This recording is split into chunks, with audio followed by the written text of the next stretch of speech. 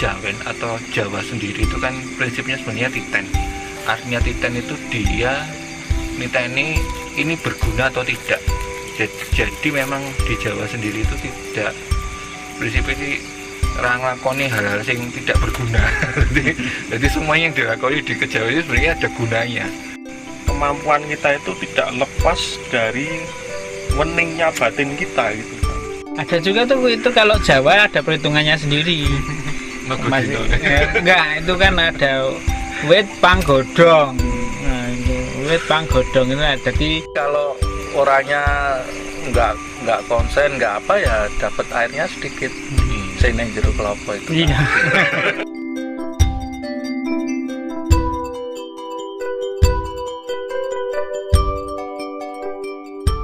Dikembangkan itu tidak cuman ke masalah dalam tanda kutip halusinasi ya, maksudnya itu memang bisa digunakan memang langsung berkenaan dengan tujuan kita sebenarnya mau apa gitu. Karena memang secara prinsipnya kan kejawen atau Jawa sendiri itu kan prinsipnya sebenarnya titen. Artinya titen itu dia niteni ini berguna atau tidak. Jadi memang di Jawa sendiri itu tidak, prinsipnya sih nglakoni hal-hal yang tidak berguna. Jadi semuanya yang dilakoni di kejawen itu sebenarnya ada gunanya. Ada yang memang prinsipnya itu everlasting ya. Everlasting itu bisa digunakan dalam semua kondisi, tergantung dikembangkan untuk apa. Memang basicnya itu adalah pengenalan tentang metode gelombang. Nah, jadi gelombang nanti kan bisa dikembangkan macam-macam. Nah, kalau yang tadi kan bicara aplikasi kan, itu kan memang oke lah, kita bisa terawangan lah, bisa healing lah, bisa nompo wisik lah, dan lain sebagainya. Itu kan kemampuan kita itu tidak lepas dari weningnya batin kita gitu kan. Semakin kita wening, itu kemampuan kita itu kan semakin bertambah gitu kan. Walaupun juga kemampuan itu kan cuma bonus kan, cuma satu itu kan tetap pening, jumeneng gitu kan, dan plong rasanya itu kan kalau di Jawa itu kan seperti itu. Nah, kalau secara kita bicara soal cakra itu kan, kalau kita melihat dari sudut pandang itu kan berarti kan itu ulo-ulo atau jalur tulang belakang atau jalur sumsuma itu kan, itu yang paling pokok itu supaya dia itu tetap bersih gitu kan. Jadi rajin dibersihkan itu, karena itu sebagai pusat dari kesadaran kita, itu pansernya itu di situ gitu kan. Nah, itu kalau kita berbicara soal cakra dan lain sebagainya. Jadi pada intinya sama lah. Kalau dari obrolan berarti saya bisa bedakan ya antara meditasi aplikatif dan aplikasi meditasi. Kalau meditasi aplikatif ya yang tadi disebutkan, kalau mau penyembuhan atau itu meditasinya begini loh. Mau bisa terawangan, meditasinya begini loh. Mau bisa pengasihan, oh meditasinya seperti ini. Ya kan macam-macam meditasinya. Itu meditasi aplikatif. Sementara aplikasi dari meditasi ya seperti yang diceritakan Mbah Suli sama Kang Tono, bahwa dari sekian lama, sekian tahun, sekian kali meditasi itu bisa diaplikasikan untuk banyak hal. Ya. Jadi misalnya untuk terawangan, caranya pihak nggak tahu dari hasil latihan itu, oh begini ya, ada rasa carane, oh aku kudu ngene. ada petunjuk sendiri. Iya, nanti bisa pasti dikatakan petunjuk atau rasa atau apa, pokoknya intinya itu dari hasil meditasi tadi itu punya kemampuan ke situ, walaupun tidak mengkhususkan oh aku mau jadi pengen bisa ilmu ini gitu. Tapi itu kadang-kadang karena satu mungkin bakat, bukan, mungkin kepepet atau mungkin karena mau tertulung gitu loh. Gitu. Kepepet maksudnya gini loh, ketika kita kondisinya sedih apa kita lagi apa ada masalah, piye atau caranya, nah itu kan pengaplikasian kan seperti itu. Atau ngerti-ngerti wong njaluk tulung, wah loro ki ya, kita kan yo piye carane bantu. Nah dari situ hasil kita latihan meditasi itu akan keluar, ada rasa atau wisik atau ada atau ngene kan kayak itu. Iya, itu saya juga pernah. Itu perbedaannya dua itu, aplikasi meditasi dan meditasi yang aplikatif. Iya, karena ya setahu saya kan saya cuman mengenal meditasi, ya itu cuman ke dalam kok saya. Itu sampai ada untuk tracking. Jadi kan ada pada saat itu ada kecopetan. Itu pas ada kerumunan, kecopetnya itu jatuh kemudian lari. Nah kan dompetnya itu kemudian dibuang. Ya itu untuk nge-track dompet itu kan si itu sampai kecekel atau ketangkep itu kecopetnya. Barang buktinya kan dompetnya nggak ada. Lalu saya tanya teman-teman, dompetnya di mana gitu kan? Nggak ada, ya udah ayo antar saya, dia lari kemana ya, saya track. Ternyata bisa ketemu itu, dan ada petunjuknya memang ini cari di sini, dan saya sepertinya lihat itu dia buang di situ, dan ternyata benar. Padahal saya juga tidak khusus mempelajari itu. Itu juga saya ada pengalaman soal tracking itu kan. Dulu kan pernah ada temen minta dicarikan tanah kosong untuk sebuah gudang atau apalah gitu kan. Nah, terus saya meditasi minta petunjuk itu, jadi di anu itu kayak Google Map itu, tempatnya kok di sini gitu kan. Nah, ini kono ki ana lemah kosong po ya. Setelah saya cek ternyata bener ada tanah kosong itu. Harus saya hubungi pemiliknya, terus saya laporkan ke si teman saya ini ada tanah segini gini. Ya udah, terus sampai 2 kali gitu kan. Itu memang kayak dikasih koordinat nih lho, kotaan ki luasnya semene gitu juga ya nyaris itu presisi gitu loh. Jebul yo ning kene kok ono, aku liwat ning kene berapa kali kok ora weruh, sebelane kok ning kene ono. Itu juga bisa seperti itu. Itu tergantung jam terbang kita lah. Kalau kita sering mengolah diri bermeditasi gitu kan, seberapa wening diri kita itu kan, itu akan menentukan hasilnya itu kan. Jadi intinya memang setiap orang bisa seperti itu, asal ya itu harus telaten gitulah, mengolah diri gitu kan. Ya sebenarnya tracking itu, ini cara aplikasi tracking ya, itu kan sebetulnya bisa dilatih atau bisa didapat dengan bermacam cara ya. Seperti tadi kan contohnya tracking nyari barang, sebetulnya dalam penyembuhan pun juga pakai prinsip tracking, karena kan melihat penyakitnya di mana, seperti itu. Jadi kan sampai saya itu punya botol beling itu saya cari tutupnya di mana gitu kan. Saya kok dilala kok ya iseng gitu meditasi golek tutupnya nang ndi. Iki lho tutupnya nang kene iki. Wah iya tenan po. Wis tak cek sebulane ketemu tenan walaupun tutupnya beda neng pas gitu. Itu juga pernah gitu. Cuma intinya ya karena kalau kita sedang mencari barang itu kan biasanya kita itu kemerungsung gitu loh. Itu sebisa mungkin dienepkan dulu. Tetap kemerungsung malah ora ketemu. Ya. Karena kan untuk tracking itu memang harus tenang. Itu kalau tracking benda. Kalau tracking tempat itu yang afirmasi yang sangat populer itu gini. halo Google, nah itu nanti cari tempatnya ini, ya, itu nanti akan ketemu. Itu tracking digital. Ada lagi itu yang gini loh sebenarnya. Jadi formulanya hampir sama, cuman itu bisa dikembangkan sampai yang di luar nalar lah. Jadi kalau kita lupa naruh kunci, itu biasanya yang diingat-ingat adalah mungkin lebih ke meditasi ke dalam ya.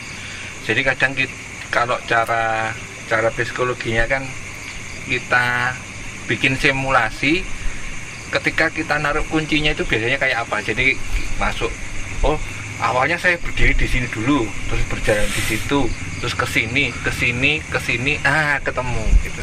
Itu secara metode psikologinya. Tapi tracking yang seperti itu kadang digunakan untuk yang nitik patilasan, nitik makam dan segalanya. Makanya kadang-kadang metodenya orang-orang kayak nitik patilasan atau makam itu kan bergeraknya nggak langsung nyucuk ke sana, ke sini dulu.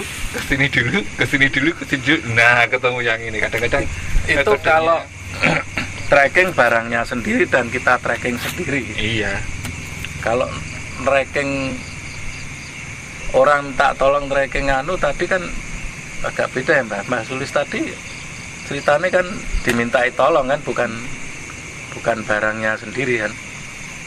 Sing apa? Dompet apa? Oh iya, itu punya orang lain. Nah, yang itu kan ya. Rasanya bitung ini ratau nyekel dan tidak dompetnya tahu seperti apa juga nggak tahu saya. Ya.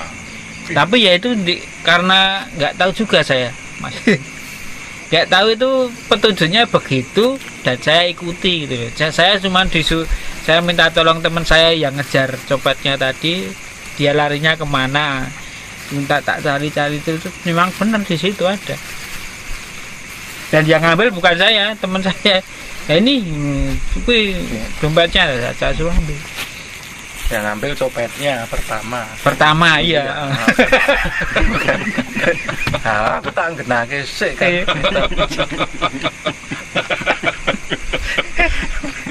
Bagus.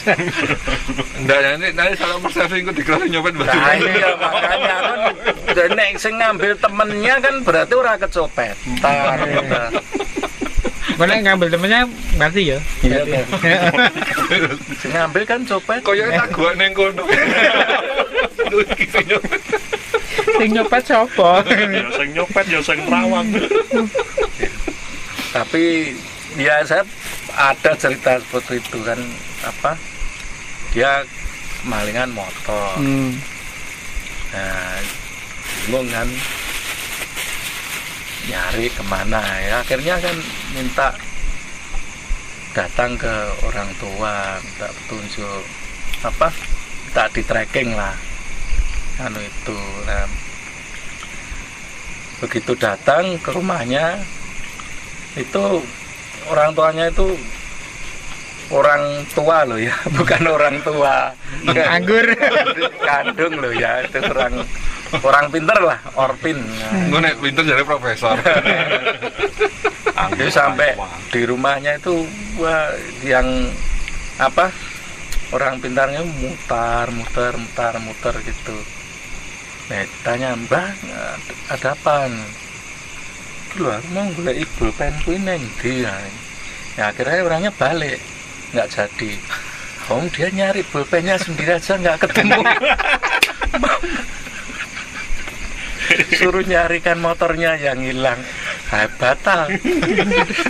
Karena dia kemrungsung wane. Jadi ya ora ketemu nek kemrungsung. Itu sama dengan yang itu, ada orang minta jodoh tapi yang dimintai tolong Jomblo. itu jomblo. Kalau itu saya nggak ngomong. Ora melu-melu. Terus ada lagi cerita gitu kan, ya itu ada cerita lah, itu si A gitu kan minta tolong sama si B gitu. Wah, HP-ku hilang ini, neng ndi gitu. Terus si B bilang, wah anu wis digowo wong adoh. jebulane neng kantong. Lali dheweke. Itu juga bisa. Kadang ning kelalen. Kelalen. Ada juga tuh itu kalau Jawa ada perhitungannya sendiri. Masih, enggak, itu kan ada wit panggodong. Nah, itu wit panggodong itu jadi harinya berapa, pasarannya berapa, kemudian jumlah lalu bagi itu 3 itu wit panggodong. Kalau wit itu berarti masih di tempat kita lupa naruh. Kalau pang itu masih di sekitarnya. Kalau udah godong itu udah jauh. Itu khusus untuk kalau barang hilang. Barang hilang ya. Wit panggodong hitungannya dari pasaran hari dan pasaran. Barang hilang itu. Iya. Dari pasarane. Kan harinya hilangnya itu hari apa gitu loh. Hari umpamanya Rebo Pon gitu kan. Nah, itu kemudian Rebo berapa, Pon berapa dijumlah. Kemudian dibagi 3, nanti tibanya apa? Wit panggodong. Kalau masih di wit berarti kita cuma lupa naruhnya di mana. Itu nek katakanlah hilangnya dia sendiri juga nggak ngerti. Lali. Nah itu nggak bisa dihitung.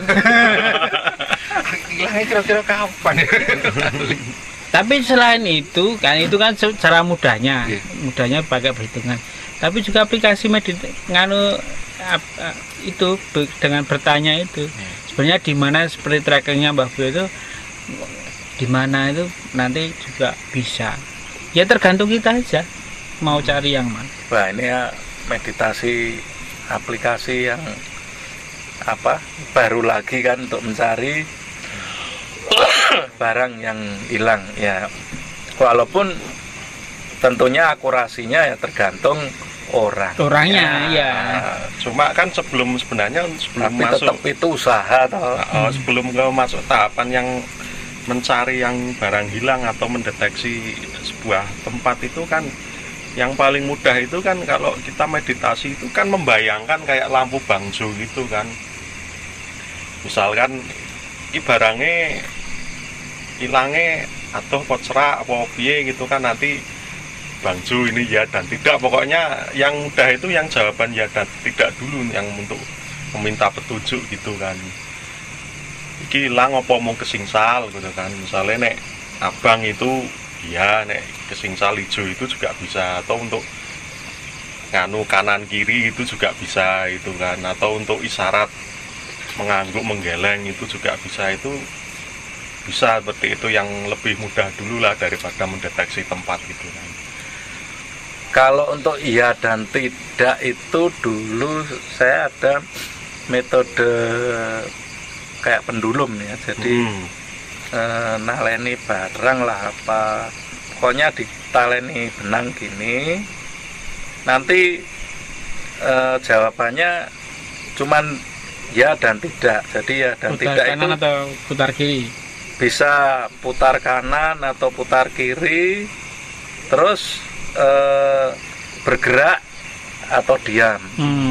Jadi nanti tinggal kita mintanya seperti apa.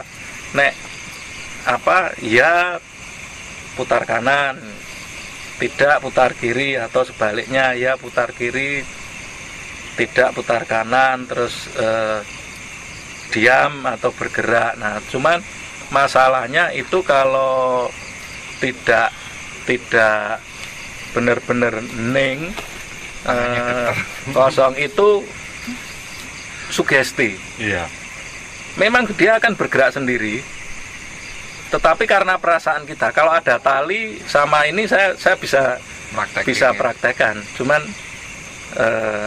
mungkin episode berikutnya atau gimana. Tapi itu tanpa kita punya, saya nggak tahu, tapi kayaknya sih ya sih, tanpa kita punya kemampuan atau kita sering meditasi pun itu bisa gerak. Wong dulu saya dari kecil itu wis percaya banget, tapi kenyataannya ya itu karena sugesti. Bocah kayak seneng karo aku ra ya, karepe ya obah itu. Tapi emang bener-bener obah itu. Makin kenceng kayak gitu. Saya kan dulu kan pernah dites teman saya kan. Teman saya kan mau pamer, dia bangga, dia belajar pendulum. Iki lho pendulum iki nek nganu iki kene obah ngene iki terus ngene. Oh. Saiki kowe jajalan tak jajal ngene malah ora obah-obah. Tak ngomongi ndi ora ono apa-apa. Teman-teman saya bilang, wah kowe iki goblok kok. Jadi memang wah batinku wah iki ora bakal nganggo pendulum iki. Ya, itu memang karena aliran tenaga sugesti kita itu akan jadi susah, dia tidak bisa bergerak. Itu kalau ditaleni ke tiang kayak gini atau ini kan nggak nyentuh nih. Nah, kalau itu ambok disamban ngantek jengking ya nggak muter, nggak apa, itu kecuali memang ada kemampuan ke situ. Itu jadi sugestinya nggak nyampe sini. Kayak gitu. Sama ini apa? Makanya kasusnya itu kan karena prinsipnya itu adalah oning dan menep. Kadang itu nek wis pemrungsung, apalagi wis oleh bayaran dhisik. Bayaran dhisik kan otomatis kudu titis iki. Terus aku kudu iso lah iki. Jadi masalah. Apa meneh disekseni wonge, sing nyekseni wong akeh kan. Itu pasti dijalui tulung dilalah sing anu wis ditunggoni karo Pak RT, Pak RW. Wah ya kuwi Tulungan abane ndredeg sithik wah wis. Tapi ya memang ada sing istilahnya anu ya, istilahnya orang-orang profesional yang memang profesinya di situ gitu. Maksudnya yang kadang-kadang dipakai untuk dinas-dinas tertentu untuk mencari apa gitu, memang ada, dan dia memang mentalnya didelok wong siji ana sing delok ame delok wong akeh sak kampung tetep padha itu ada ya. Itu biasanya saya kayak dipakai dinas itu kan dia nggak perorangan tapi dia satu tim biasanya gitu. Beberapa orang itu kan. Ya macam-macam sih. 2 atau 3 orang itu nek sing bener-bener ampuh ijen itu juga ada gitu kan. Ya nggak usah ini, yang inilah nyari sumber air. Itu kan juga butuh ini juga. Dia bisa nunjuk sini gitu ya, kedok tibur ya keluar bener airnya. Metodenya macam-macam, ada yang pakai daun, ada yang lucu itu kalau buat guyonan orang-orang itu lempar tampah. Lah nek dilalah mlebu omahe wong liya piye? Ya kuwi.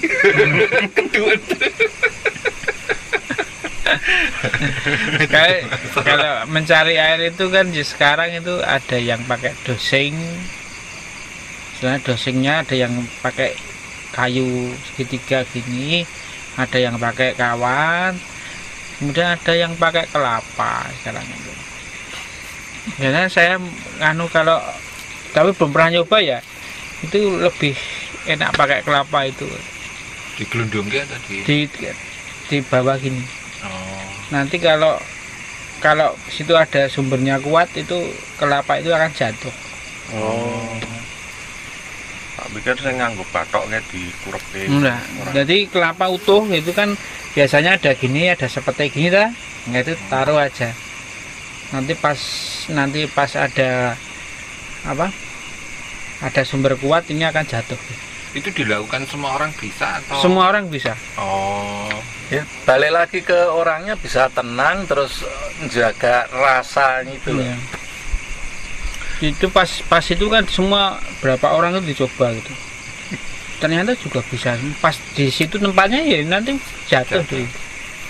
Ya mungkin itu hubungannya kalian gelombang si sumber sama si kelapanya sendiri. Soalnya kan memang ketika aplikatif itu tergantung tingkat kreativitas orangnya dan memanfaatkan lingkungan sekitar. Ya itu kembali lagi kalau mau aplikatif meditasi aplikatif ya kita tinggal diam aja, mau tunjuk di mana ini nanti kan ditunjukin sendiri di sana itu. Nggak usah ada meditasi. Itu meditasi. Kalau kelapa itu tadi kan sebetulnya ya tetap pakai rasa dan ini cuma kalau memang tenang dan itu rasanya nyampe itu ya kan dapat sumber air. Iya. Anu nggih, istilahnya niku masuk ke alat bantu nih. Iya, bantu ya. Tapi kalau orangnya nggak konsen, nggak apa ya dapat airnya sedikit. Sing nang jero klopo itu. Iya. tapi sebenarnya ketika kita bicara alat bantu, jadi dari zaman dulu sampai sekarang kan manusia tetap butuh alat bantu untuk meningkatkan produktivitasnya. Jadi kalau zaman sekarang ya mungkin pakai handphone, pakai laptop, pakai lampu. Kalau zaman dulu kan karena belum ada barang-barang itu, alat bantunya kan mungkin lain. Jadi ya memang kalau alat bantu di zaman dulu biasanya sing berkembang di daerah sekitarnya. Jadi katakanlah kayak orang di pegunungan, alat bantunya mesti produk-produk di pegunungan itu. Kalau di daerah pantai ya biasanya lokasinya di situ. Jadi kan biasanya umumnya kalau yang di pantai itu pakai kerang, pakai terumbu karang dan segala macam. Kalau yang di gunung ya pakai kelapa, walaupun kelapa juga di pantai. Jadi barang-barangnya di gunung lah pokoknya kayak gitu. Jadi ya alat bantu. Baik, sepertinya untuk meditasi aplikatif dan aplikasi meditasi sudah kita obrolkan jauh. Sampai bertemu di topik-topik selanjutnya di Cupu Channel. Sampai jumpa